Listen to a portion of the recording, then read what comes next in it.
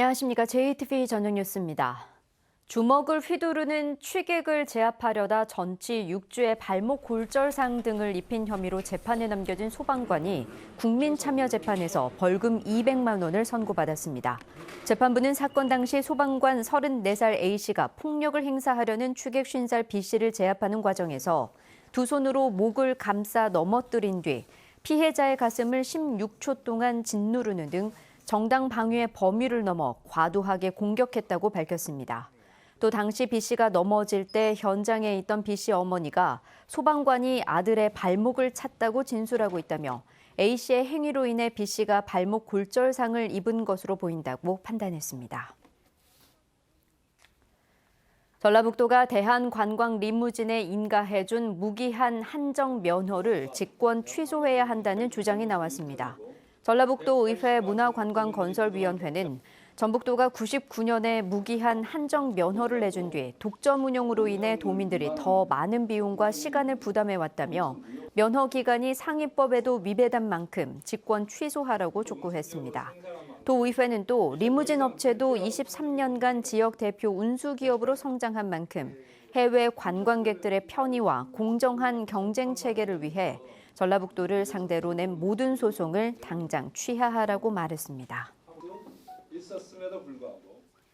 한빛원전 열 출력 급증 사고와 익산 장전마을 집단 암 발병의 환경성 질병 인정, 전주시의 장기 미집행 도시공원 전체 매입 등이 전북 환경운동연합이 선정한 올해 7대 환경 뉴스로 선정됐습니다.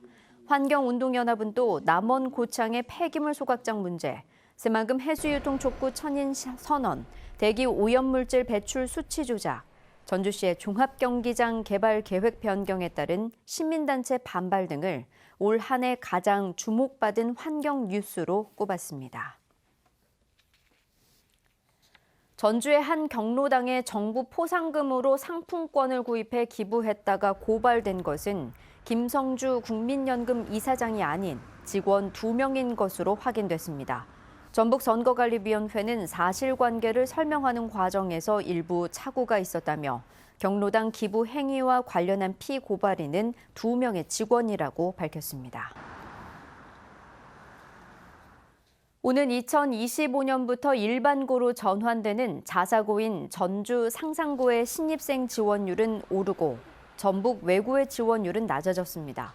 상산고는 지원율이 1.59대 1로 올해 1.32대 1보다 오른 반면 전북 외고는 1.08대 1로 최근 5년 사이에 가장 낮았습니다.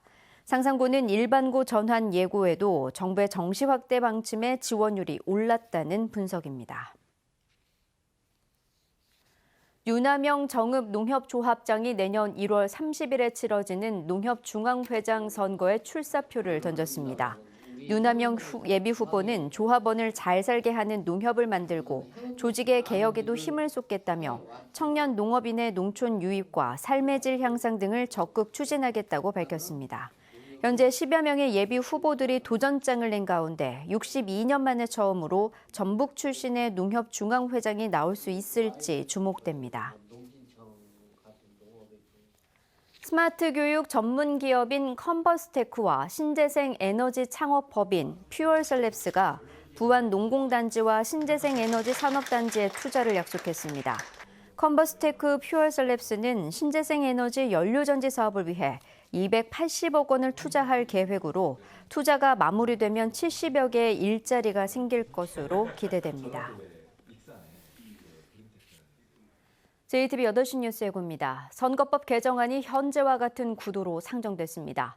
정치개혁은 빛을 발했지만 전북은 10석의 지역구 의석을 유지하고 비례를 통한 추가 의석 확보도 기대할 수 있게 됐습니다. 취객을 제압하다 다치게 한 구급대원에게 1심 재판부가 유죄 판결을 내렸습니다. 정당방위 수준을 넘어선 과도한 공격이라는 게 배심원과 재판부의 판단이었습니다. 집단 암 환자가 발생한 익산 장전마을의 비극이 비료공장의 탐욕과 관리 부실이 낳은 인재라는 사실이 밝혀진 가운데 향후 재발 방지 대책에 관심이 모아지고 있습니다. 올 한 해 산학협력의 성과물을 한자리에서 볼 수 있는 산학협력 페스티벌이 전북대에서 열렸습니다. 자세한 소식은 JTV 8시 뉴스에서 전해드리겠습니다.